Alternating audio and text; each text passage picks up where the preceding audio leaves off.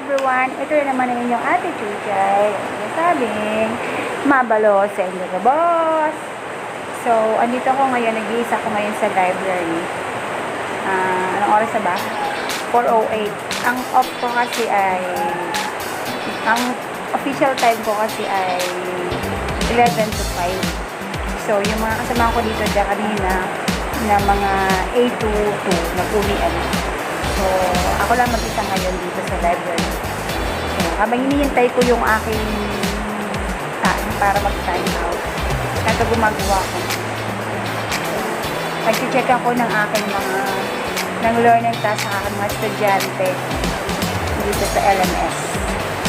So, ito yung maganda pag online class ka kasi hindi, yung manual checking, hindi masyado yung ganon.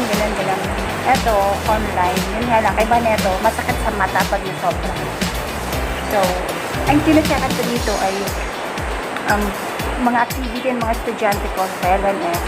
Yung iba rito check na, mayroon dito mga ibang manual checking na gagawin. So, ako as a teacher, ako yung kailangan mag-check.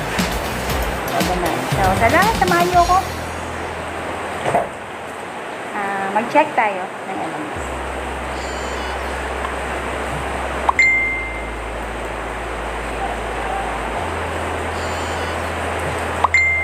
Nakakalungkot isipin kasi ang tataas ng points ng bawat ang score ng bawat numbers. Kaso ang ginawa ng ibang estudyante ko rito, kasi parang essay to na nasagutin nila, kailangan nilang ipaliwanag. Pero ang ginawa ng ibang estudyante ko rito, parang sumagot lang sila ng opo, ganun din lang. So, imagine mo, kung 4 points yun, paano mo bibigyan ng ganun kalaking puntos yung sagot na opo lang? Alam ba, anong niya to? Madali mo bang natukoy ang kahulugan ng mga simbolo? Yung sagot lang niya is opo. So, wala man lang paliwanag, wala man lang konting palabok. So, hinahanap ko kasi is yung medyo may konti man lang, sabihin natin, opo, madali kong nasagot ang mga simbolo, ang ibig sabihin mga simbolo. So, konting explanation kung bakit mas madali niyang nasagutan, diba? Kaso nakalagay lang dito, opo lang. Imagine mo, paano kung bibigyan ng points na 10 points yun, sa opo lang, sa isang one word lang, na wala man lang explanation. So, for the effort, nilagyan ko ng 1.2. At least may konti na sila. Siguro kasi 2 points yun eh. Ang 2 points dito ay 10. At ang equivalent of 10. So, siguro mga 6, mga ganyan. 6 out of 10. O 5 out of 10. Parang yun. So, dyan lang kayo. Nandito ako. Tuloy ko lang pa.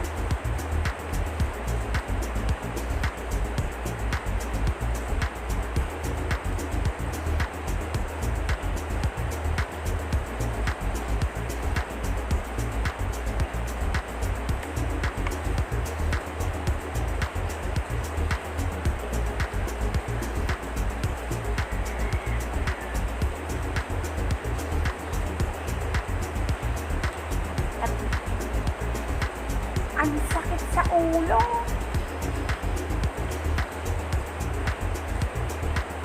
Ang tanong dito is, ano sa palagay mo ang kinakatawan ng mga simbolong ito? Ang sagot niya, ang bawat kahulugan ng mga simbolo na ito, yun lang.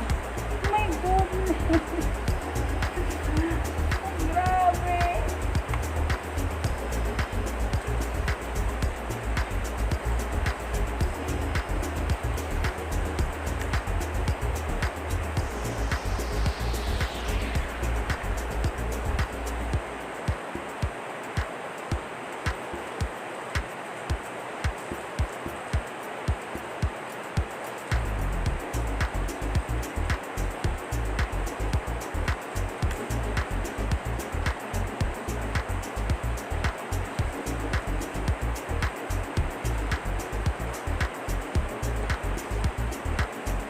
Oh my God.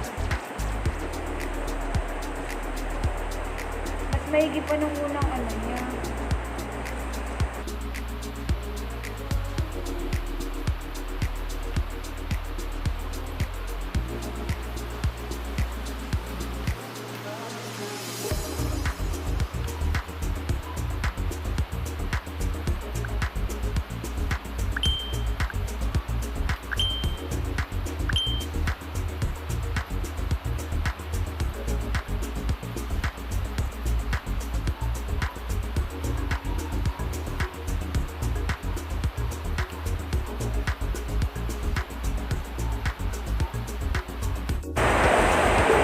Mas mataas na yung sagot niya, inulit niya pa. Ayun, tuloy, bumaba.